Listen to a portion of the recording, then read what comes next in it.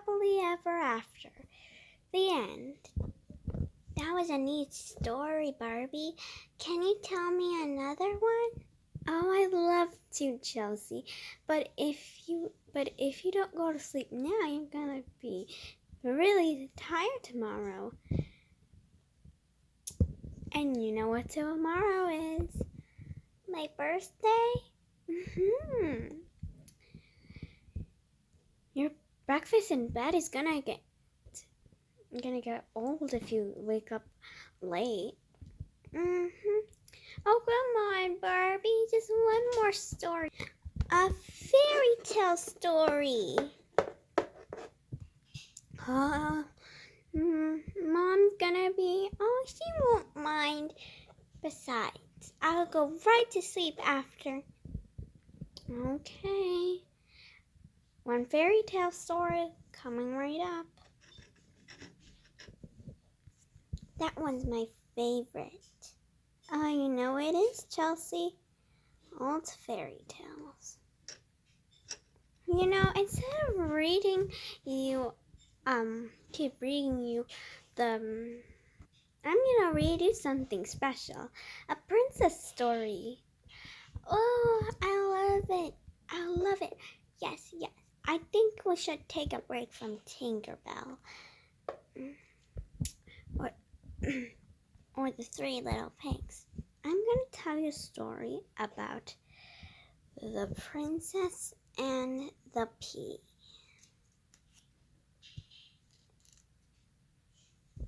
Once upon a time, in a place not too far off from here, there lived a prince both strong and kind. He was every princess's dream come true. One day, when the prince grew up, he decided to search for a princess to be his wife. I'm feeling rather lonely now. I'm going to search for my wife. It's about time, he said. Excited for the adventure that lay before him, the prince was off to find a princess to be his wife. First, he met Princess Penelope. Did you want to play tennis or go horseback riding? I know, let's play tennis, she declared, without giving the prince a chance to answer. Wait! I can't possibly marry this Princess Penelope. She is, she is like 12 years old. I can't marry her.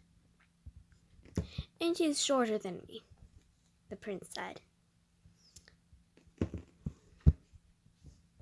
It wasn't long until he said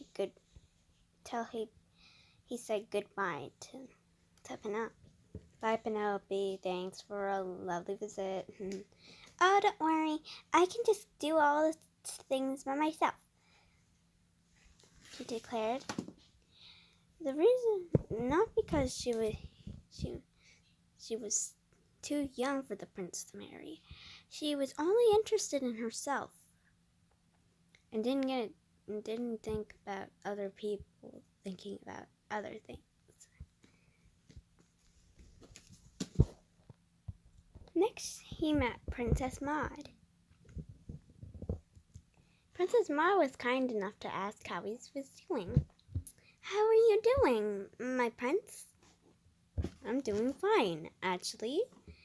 Oh, yeah, I'm doing fine, too. It's a lovely garden we have. I have. Isn't it? Don't die. Yeah, yep. Sure is. But it wasn't long until they ran out of stuff to talk about. So...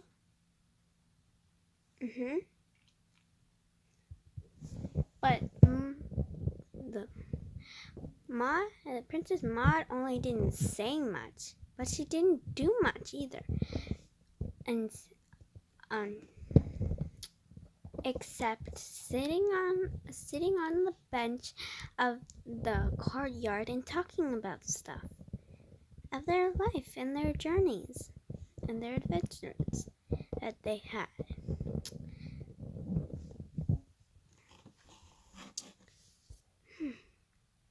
I need to go to the washroom. I'll be right back. This princess is really boring. I can't possibly live with her. I can't. She's too young to be married. Yeah, she's way too young. She's like 14 years old, the prince said. It wasn't long until he bid Maud goodbye. Goodbye, Maud. Thanks for a lovely visit. Oh, you're welcome. Now, next he met Princess Lovelia. At first, the prince thought she was perfect for him. He was old enough to get married, and at first she seemed quite kind, except while they ate lunch together. She burnt her tongue on some hot soup and blamed it on the cook and screamed wildly. So, how long are you staying? Maybe for a little longer than that. And actually, do you... Ah! You cook! You cook! Why are you serving me hot soup? I'm a princess! Ah! My tongue! It's hot.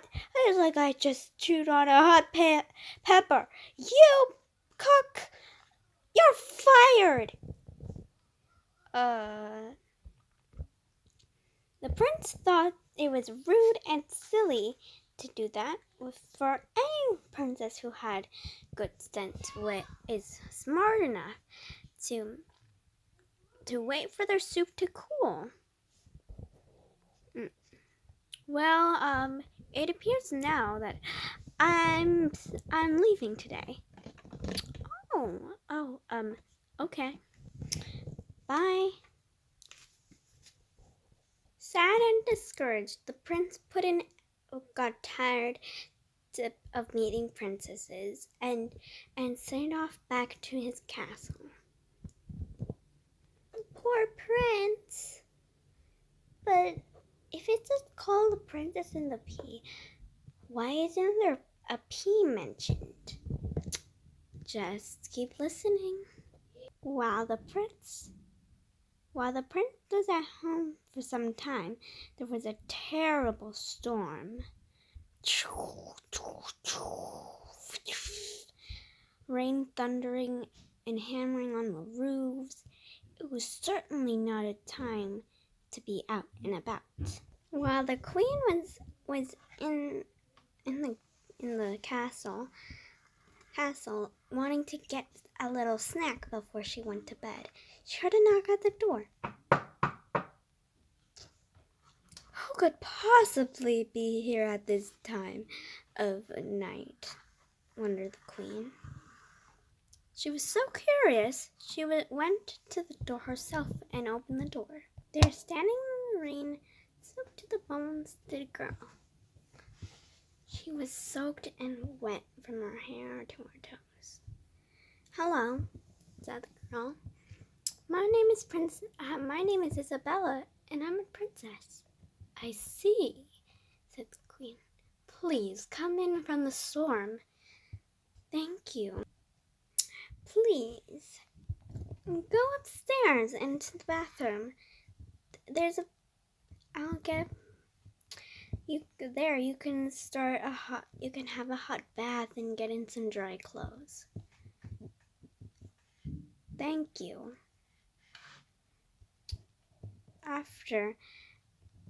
After my long journey, I'm thankful that you're so kind. Thank you.